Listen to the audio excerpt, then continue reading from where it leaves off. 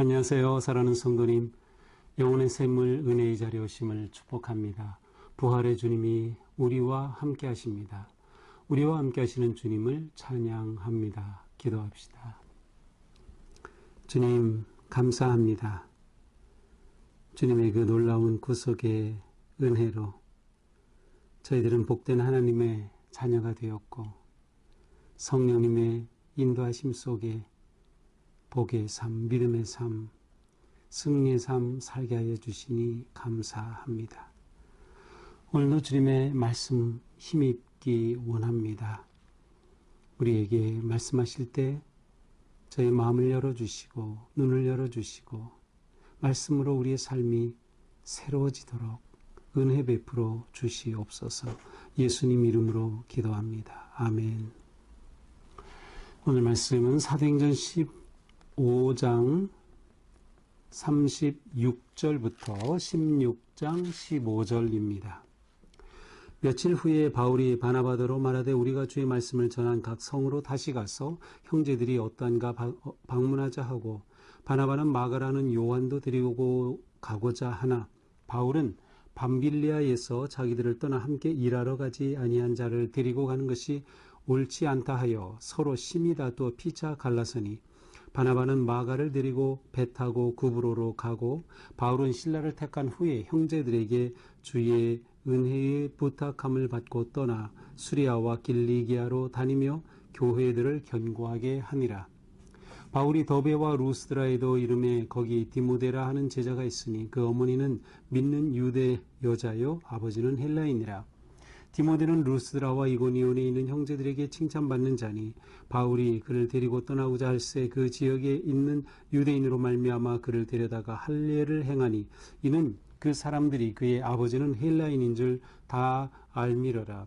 여러 성으로 다녀갈 때에 예루살렘에 있는 사도와 장로들이 작정한 규례를 그들에게 주어 지키게 하니, 이에 여러 교회가 믿음이 더 굳건해지고 수가 날마다 늘어가니라.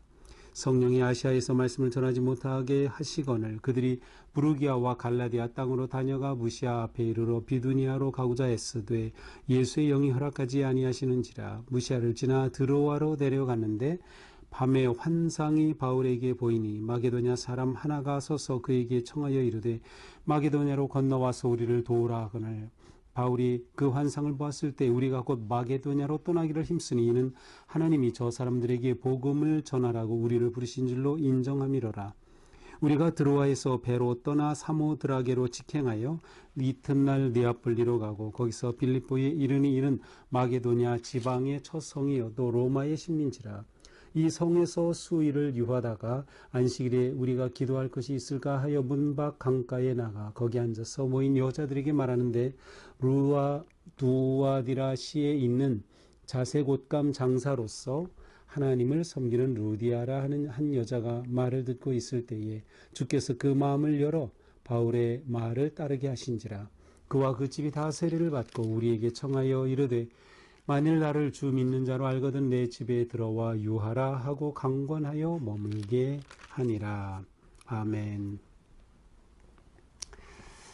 자, 이제 안디옥 교회에 일어났던 어떻게 보면 하나의 그 작은 위기였죠. 율법을 준수하고자 하는 유대인들이 안디옥 교회에 와서 이방인도 할례를 받아야 구원을 받는다라고 하는 그런 것들을 주장할 때 이 문제가 예루살렘 교회 사도들에게로 전달이 되었고, 예루살렘 공의회에서는 바로 이 문제에 대해 결정을 내렸습니다.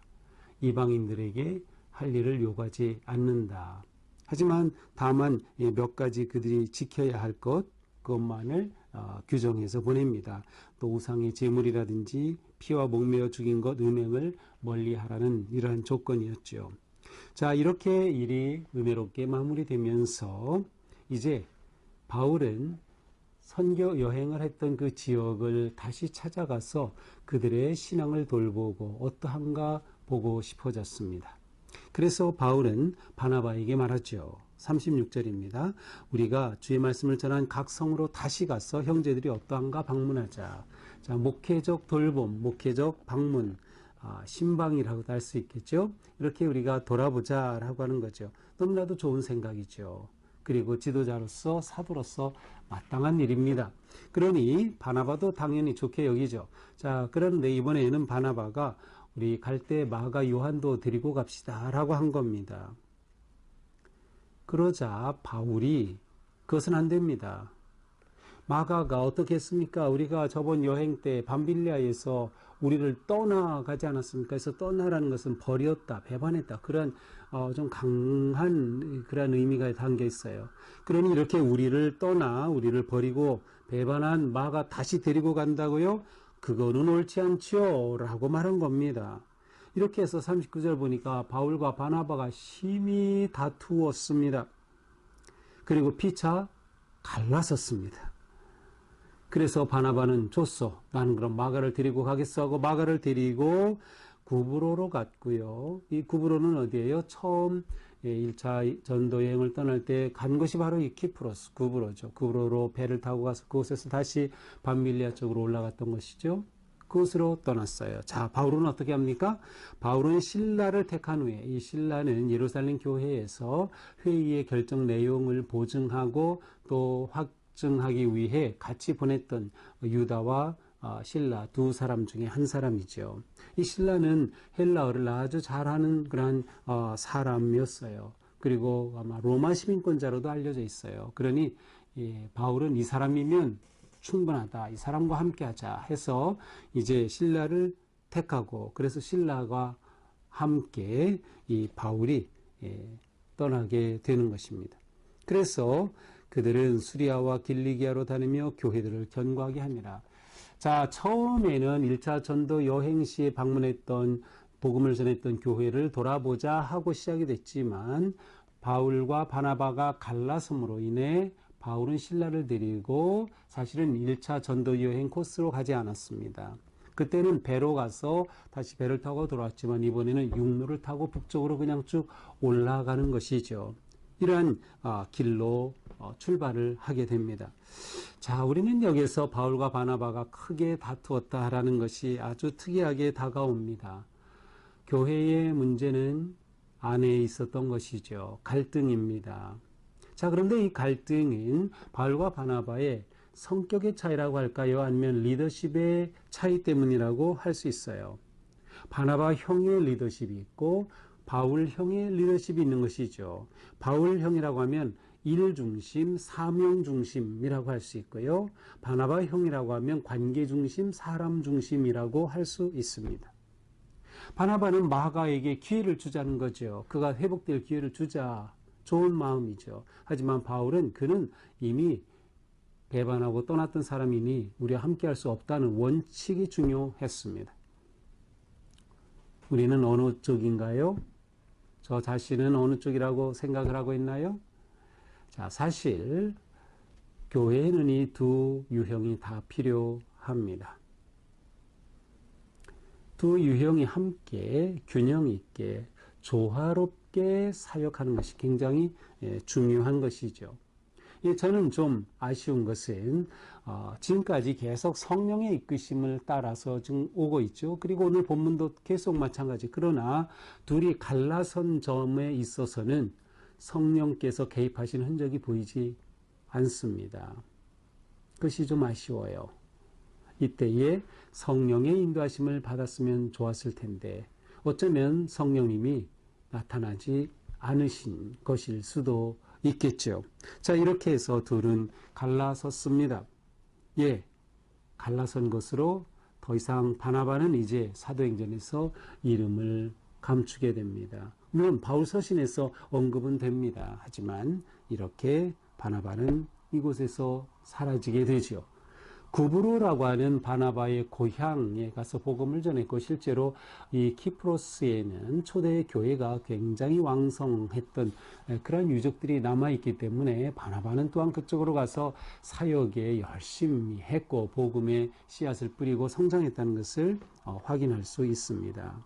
자, 16장으로 넘어와서 이제 바울은 2차 전도 여행을 떠난 거죠. 수리아 북쪽으로 올라가서 길리기아로 다니게 됩니다. 그래서 16장 1절 보니까 더베에 이르렀고요. 더베는 어디예요?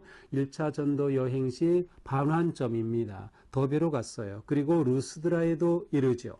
자, 그런데 여기에 기록은 되어 있지 않지만 더베로 가기 위해서는 어디를 거쳐야 되는가 하면 바울의 고향인 다소 지역을 거쳐야 합니다. 아마도 바울의 고향인 다소를 들르지 않았을까요?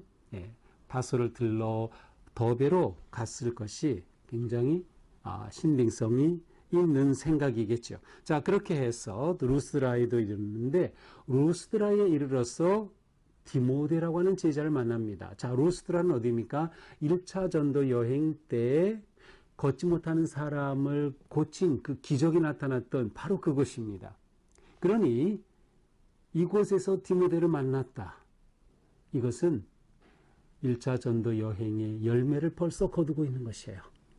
여기서 바울은 아들과 같은 동역자 디모데를 만나고 그 디모데와 함께하게 되는 것이죠. 자, 디모데는 어머니는 믿는 유대인이요 유니게, 아버지는 헬라인이라. 디모데는 루스드라와 이고니에 있는 형제들에게 칭찬받는 자니. 자, 디모데는 이렇게 그리스도를 영접하고 그리스도인이 되었으며 많은 사람들에게 존경과 인정과 사랑받는 그런 참으로 훌륭한 젊은 사람이었습니다. 자, 바울은 이제 디모데를 데리고 떠나고자 합니다. 이 전도 여행에 합류시키는 것이죠. 그런데 그 지역에는 유대인으로 말미암아 3절에 보니까 그를 데려다 할례를 행하였다. 자, 디모데를 데려다가 할례를 행했어요. 아버지가 헬라인입니다. 그런데 그 이유가 유대인으로 말미암아입니다. 바울은 유대인에게 복음 전하는 것을 포기한 적이 없어요. 그는 디모데와 함께하면서 유대인에게 복음을 전해야 할 텐데 유대인들이 디모데 당신 아버지 헬라인 당신은 이방인 아냐 하면서 부정적으로 대할까, 복음 전도에 행여나 걸림돌이 될까 염려했던 거죠. 그래서 디모데에게 할례를 받게 한 것이에요. 자, 이것은 사실 이방인에게는 할례를 요구하지 않겠다고 한 예루살렘 회의의 결정이 있음에도 불구하고 바울은 이렇게 할례를 행했던 것입니다. 이것을 보면 바울은 굉장히 또 바나바와 갈라져 싸웠음에도 불구하고 그는 원칙주의자 같은데 또 이렇게 보면 굉장히 융통성이 있는 것을 알 수 있어요. 이것이 가능했던 것은 목적이 분명했기 때문에 전도를 위해서라면 그래 할례 받으면 어때? 받는 것 자체를 금한 건 아니죠. 받지 않아도 된다였던 것이죠. 따라서 디모데에게 할례를 베풀고 그와 함께 하게 된 것이죠. 그들은 이제 여러 성으로 다니면서 복음을 전하고 사도와 장로들의 규례, 1차 회의에 있었던 그 내용을 또 전해주면서 믿음을 굳건하게 해줍니다. 5절 굳건해지고 수가 날마다 늘어나니라. 믿는 자가 늘어나는 거죠. 교회가 성장하고 있습니다. 자, 6절 성령이 아시아에서 말씀을 전하게 못하시게 하거늘. 자, 바울이 이제 이곳으로 가서 아마도 북쪽으로 더 올라가려고 했던 것 같아요. 왜냐하면 뒤에 가서 보면 이제 비두니아로 가고자 하나라는 그런 말씀이 바로 7절에 나오거든요. 비두니아로 간다라고 하면 이제 이들이 이곳에 와서 안디옥에서 북쪽으로 올라가야 돼요. 북쪽으로. 그래서 북쪽으로 쭉 올라가서 복음을 전하고자 했었는데 무시아 앞에 이르러 비두니아로 가고자 하나 무시아까지 갔어요. 무시아는 이 지금의 터키의 북서쪽에 있는 그러한 항구입니다. 이곳에 가서 복음을 전하고자 하지만 지금도 이것은 유적지가 남아 있습니다. 그런데 이때 예수의 영이 허락하지 않으셔요. 자, 위에서는 6절에서는 아시아에서 말씀을 성령이 전하지 못하시게 성령이 막으셨어요. 말씀 전하지 못하게 아시아에서 북쪽으로 못 가게. 또 무시아피로서는 비두니아로 또 가려고 하는데 비두니아도 역시 북쪽이에요. 그런데 여기서 또 막으셨어요. 예수의 영이 허락하지 않으셔요. 자, 바울은 그는 속에 원래 북쪽으로 가서 복음을 전해야지 하는 생각이 있었는데 그렇게 되면 흑해 있는 그 지역까지 올라가게 되는 거거든요. 그런데 성령이 막으셨어요. 허락하지 않으셔요. 계속 막으시는 거죠. 자, 이거에는 이유가 있었던 거죠. 바울은 이 지점에서 굉장히 중요한 판단을 하게 되는 거예요. 성령님의 막으심을 바울은 알았던 거죠. 이 말은 무슨 말이에요? 바울은 지금 끊임없이 성령님께 의지하고 있다. 성령님의 인도하심을 따르고 있다는 것을 보여주는 겁니다. 그러니 막으시는 것을 아는 바울이 더 이상 진행하지 못해요. 그래서 그는 결국 어디로 갑니까? 드로아로 내려갔습니다. 드로아로 갔는데 거기에서 환상을 봤어요. 성령님이 거기서 드디어 말씀하시는 겁니다. 그 환상 가운데 마게도냐 사람이 와서 이곳에 와서 우리를 도우라 하는 그런 환상을 보고 성령님이 바다를 건너 그리스로 넘어가게 하시는구나. 그가 원래 계획했던 것보다 더 원대한 성령님의 인도하심을 그는 발견하게 되죠. 그래서 결국 그 환상을 따르고 성령님의 인도하심을 따르게 됩니다. 그래서 10절에 보니까 바울이 환상을 보고 나서 이것이 마게도냐로 떠나기를 힘쓰니, 건너면 마케도니아 지역이거든요. 이 마케도니아 왕국이 이쪽에 굉장히 컸던 그 지역이에요. 바로 이곳으로 건너가게 되는 것이죠. 성령님께 순종하는 바울의 모습을 우리에게 보여줍니다. 자, 이제 그들은 드로아에서 떠나서 배를 타고 사모드라기로 직행하여 사모드라기 지역으로 가서 어디에 네아폴리에 이릅니다. 네아폴리는 항구 도시입니다. 네아는 새롭다는 것이죠. 뉴 폴리스, 네아폴리, 새로운 도시, 신도시였어요. 이것은 이 네아폴리 신도시로 이름이 불려지는 가장 세계에서 유명한 곳이 어디예요? 이탈리아의 나폴리죠. 네, 네아폴리, 나폴리 같이 들리죠? 맞아요. 신도시였어요. 신항구였던 셈이죠. 이곳으로 네아폴리로 가서 거기에서 어디로 갑니까? 빌립보에 이르게 되었습니다. 자, 빌립보는 마게도냐 지방의 첫 성이라는 것은 첫 번째 보는 성이라는 의미도 있겠지만 아주 제일 큰 중요한 성이다라는 의미가 있겠어요. 바로 이곳으로 가서, 이곳은 로마의 식민지인데 이곳에서 수의를 유하게 됩니다. 수의를 유하면서 뭘 했을까요? 회당을 찾았겠죠. 그러나 여기는 회당이 없었어요. 그 말은 유대인이 많지 않았다는 뜻이에요. 유대인이 10명 이상 모이면 회당을 세우는 그러한 전통이 있었는데 회당이 없었던 거예요. 유대인이 많지 않았던 거예요. 그래서 거기에 기도할 곳을 찾다가 강가로 나갔는데, 자, 회당은 대체로 강가에 많이 세워졌어요. 그 이유는 이방인들 가운데 개종하는 사람들에게 세례를 베풀어야 했거든요. 따라서 이렇게 강가에 세워지곤 했는데, 어쨌든 강가로 가서 놀라운 사람을 만나요. 바로 루디아의 옷감 장사, 포목상을 경영하는 두아디라의 옷감 장사 루디아를 만나는 겁니다. 바로 이 개울가에서 루디아를 만났어요. 그런데 루디아가 사도 바울이 전하는 말씀을 듣고서 마음을 연 겁니다. 복음을 영접하는 것이에요. 그리스도를 믿는 것이에요. 그래서 그 집이 다 세례를 받았어요. 지금도 이 지역에 가면 바로 루디아 기념교회가 있고 그 옆에 개울이 아주 맑은 개울이 시원스럽게 흐르고 있습니다. 바로 이곳에서 세례를 받았겠죠. 그리고 그는 청합니다. 나를 주 믿는 자로 알거든 내가 주님 믿었음을 인정해 주신다면 내 집에 와서 유하십시오. 이렇게 바울 일행을 자기 집에 초청하게 되죠. 이것이 무엇일까요? 빌립보 교회의 시작인 겁니다. 빌립보 교회가 이렇게 시작이 된 거예요. 바로 옷감장사 루디아가 자신의 가정을 연 것입니다. 다른 것이죠. 예수님을 믿고 그의 마음이 열려졌기 때문이죠. 자, 여기까지입니다. 자, 오늘 말씀을 보면서 우리는 성령님께 순종하는 사역의 모습을 잘 보게 됩니다. 그러나 우리는 그 전에 바울과 바나바가 갈등한 모습을 보았어요. 자, 우리는 주님의 일을 하는 데 있어서 완벽한 사람은 없다는 것을 알 수 있어요. 바울과 바나바가 심히 다투고 갈랐었다. 서로가 좋은 뜻을 가지고 한 것이 갈등이 된 것이죠. 그래서 서로에 대한 비방이나 서로에 대해서 악감정을 가진 것은 아니에요. 자기가 가지고 있었던 원칙이 서로 달랐기 때문에, 기준이 달랐기 때문에 갈라선 것뿐이죠. 사람은 완벽하지 않아요.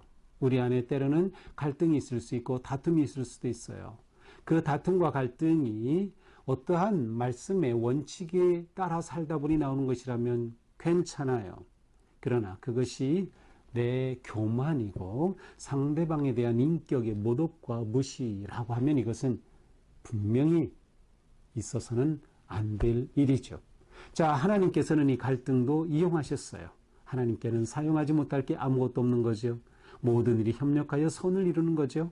그래서 하나님께서는 이렇게 바나바를 통해서는 키프로스의 큰 섬을 복음화시켰고, 바울을 통해서는 새로운 지역으로 나가게 하셨고, 디모데라고 하는 새로운 일꾼도 만나게 하셨고, 유럽으로 넘어가도록 길을 열어주시는 이런 하나님의 역사를 우리는 보게 됩니다. 따라서 우리는 성령에 이끌리실 때 협력하여 선을 이루게 된다라고 하는 것, 그리고 인간의 관계가 하나님의 뜻을 이루는 그러한 사명을 이루는 관계로 세워져 간다는 것이에요. 물론 나중에 마가와 바나바는 화해를 다 했고요. 서로가 정말 존중하는 그러한 동역자가 되었어요. 그리고 마가는 이후에 마가복음까지 기록한 그러한 훌륭한 제자가 된 것을 우리는 볼 수 있어요. 따라서 이들이 다투었다고 해서 관계가 끊어지고 그들이 그것으로 완전히 헤어진 게 아니라 오히려 하나님의 나라를 위해 한 마음으로 화합할 수 있었다 하는 것을 우리는 보게 돼요. 결국 중요한 건 뭐예요? 사명을 놓치지 않는 삶. 이것이 중요해요. 사명이 분명하다면, 사명이 같다면, 목표와 초점이 같다면 우리는 얼마든지 하나가 될 수 있다. 우리는 얼마든지 동역할 수 있다라고 하는 것이죠. 또한 우리는 믿음 생활하면서 사역의 방법 아니면 사역의 유형이 다를 수 있다는 것을 우리는 인정하는 것이 중요합니다. 여러분들이 목사인 저에 대해서도 우리 목사님 이렇게 했으면 더 좋을 텐데 막 그런 것이 있지만 하나님께서 저에게 주신 저의 기질이 있고요. 저의 성격이 있어요. 이것은 바뀌지 않습니다. 기질은 안 바뀌어요. 단지 바뀐다면 그것은 성령의 능력으로 선한 일을 하는데 유용하도록 바뀌어지는 것이죠. 우리 각자 개인이 마찬가지예요. 따라서 우리는 어떤 상황에서도 서로를 존중하고 서로의 기질과 그러한 성품을 존중하면서 협력하여 선을 이루어가는 것이 매우 중요하다. 결국 성령님께 순종하는 것, 이것이 우리가 놓치면 안 되는 거예요. 성령님께 순종하면 모든 일이 협력하여 선을 이루고 우리가 우리에게 주어주신 하나님께서 우리 안에 주신 그 내 모습으로 그대로 하나님을 사랑하고 섬기며 우리가 이것이 하나가 될 때 거룩하고 건강한 교회를 세우게 되는 것이죠.